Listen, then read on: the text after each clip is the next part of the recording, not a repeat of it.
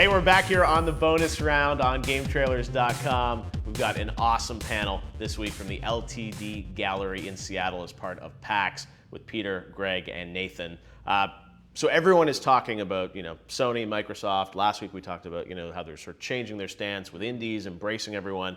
But if you ran Microsoft or Sony right now leading up to launch, what more do you think these guys need to be doing? Because there's lots of discussion about who's going to win, what's it going to look like this holiday season. Are they doing everything right? I mean, Microsoft's made a lot of changes this year, but have they done enough? Is there more that Sony could be doing, Peter? Well, at the moment, I think it's all about the lineup, isn't it? It's all, we've seen the black box, now we've got the lineup, and there's some real, for Microsoft, I think they've slightly pipped Sony with that lineup. I think Titanfall is, that looks really, that title alone is going to make me pay that extra amount of money because, of course, it's the price differential as well. So it's just being clear on the product, what's special about the product, how the products use all this new technology, and then anything they can do on price, anything they can do, however, a bit more flexibility on price because, the world is where it is at the moment. Price is very important. So which one are you pre-ordered? I think it's going to be Xbox One. I think. Yeah, really? Okay. Yeah, if I'll probably get Xbox One first and then get PlayStation. Even though Titanfall's not coming until March.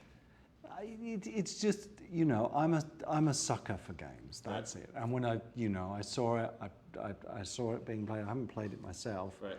But then all it's enough. It's just one title is enough, and it could have been below. It always ends up being one title, really, doesn't it? It always, whether it's Halo was incredibly special, but they need those strong lineup titles. What about Uncharted? What about Sucker Punch? Infamous? Not enough for you. It's not enough. All right, Peter. I want more.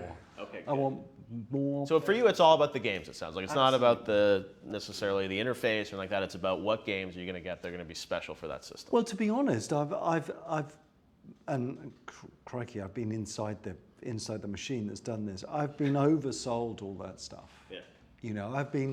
They've been trying to sell me a replacement to my TV for like 5 years now, and it hasn't really worked, and it was all a bit messy. I just want it to be a games console, and I want to sit on my couch.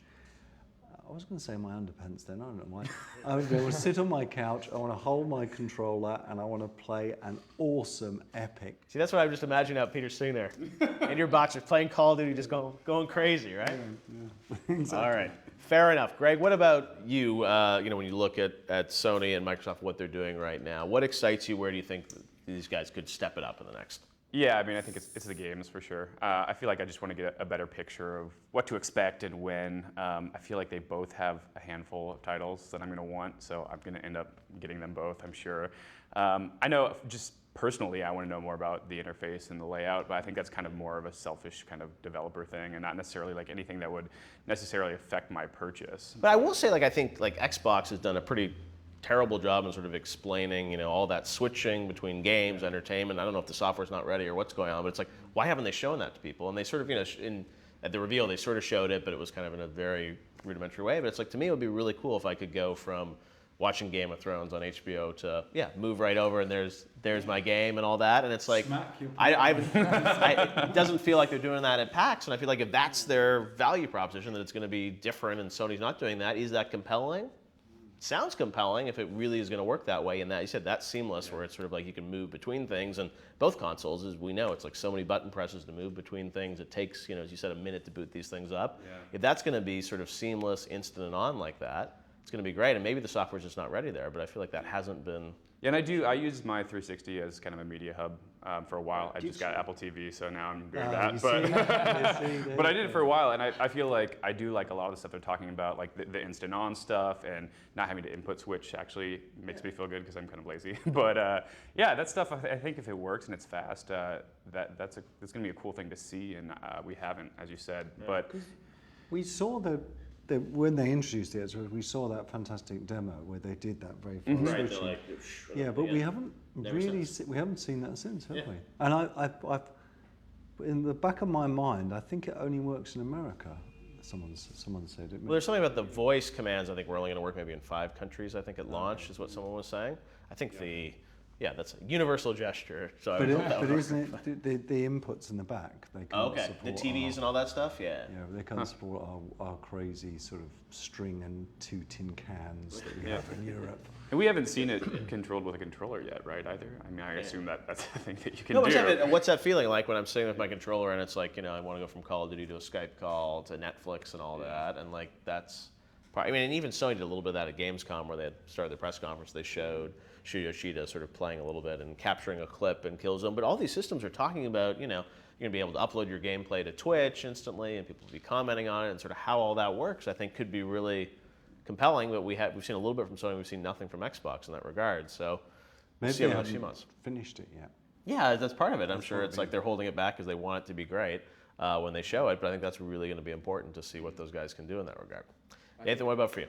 Well, that touched a lot on my answer. I think there's a lot of feature promise from, I can't believe that Sony has promised as many features as they have, and I can't believe that Microsoft has as well. And I'm really interested to see what they launch with, what key pieces made it in, and what key pieces are coming later, and how later are they coming. I'm definitely I think the share button on the PS4 controller is a real coup. I think that's one of the most genius components in that entire system. But at the same time, I was not I'm a giant Kinect party fan, don't get me wrong. I wasn't really a huge Kinect believer. But really, that surprised me. I thought everyone was. Well, one thing I will say about Kinect is I feel like there's literally nothing for Kinect coming out at Xbox launch. I think there's that one Ubisoft fighter within or whatever it is, but that's not till next year now.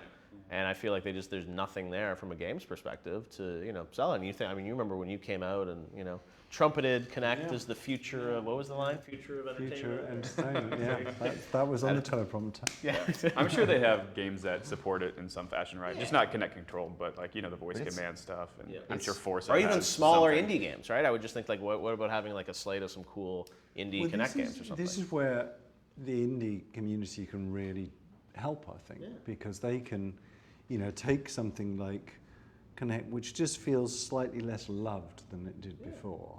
But make it experimental. I was watching a documentary yesterday on the new Nine Inch Nails tour, and they're using Kinect in the SAD and for ways to do some cool things, and make visualizers and things like that, and cool things that the mainstream would be excited. And you guys have done a little bit of that stuff, but it's it would be awesome to have a little kind of bunch of party games for the new Kinect coming out at launch. Especially since the tech is maybe it's coming. He's smiling. No, but I like the idea.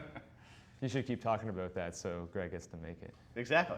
Fortunately, right here, we can start a Kickstarter right now. Right? Yeah, let's do it. Imagine the 3 of you guys all team up for this game. Put it on Kickstarter. That would be massive, right? You could raise millions. But that's the thing. So, anyways, I interrupted you, but the idea, obviously, as you were saying, the features and Kinect. And I think each one has some really standout cool things, and assuming that they're complete and great at launch, then it makes it a much more difficult proposition, I think, for everybody. And then again, it's a lot harder to sell features than it is to sell games, I think, and that's. Again, when everybody's going to say it comes down to games, and because that's the truth. That's the single thing that everybody is going to be talking about. And I suppose the other problem is, and this comes to your Apple TV versus the 360. It's the moment you open the box, and what happens when you first put it up on screen, and how is it going to literally kind of IntelliSense your whole house and say, right, I've picked up this wireless connection and I've done it all for you, or are you going to have to turn into some net router hell, and that is the moment really where they can either win or lose us. Right. And that's what Apple did with Apple TV brilliantly. You had this impossibly small black slab, you put it down, you plugged it in, you were watching TV 3 seconds later, and with all these features they're showing, if they are actually used and integrated, and they're there in the first moment that you turn their system on, then it could be fantastic. If they're buried away in the system, and if you have to go online and look on how to connect it up, it's not going to work. All right, guys, hold that thought. We're going to be right back here on the bonus round.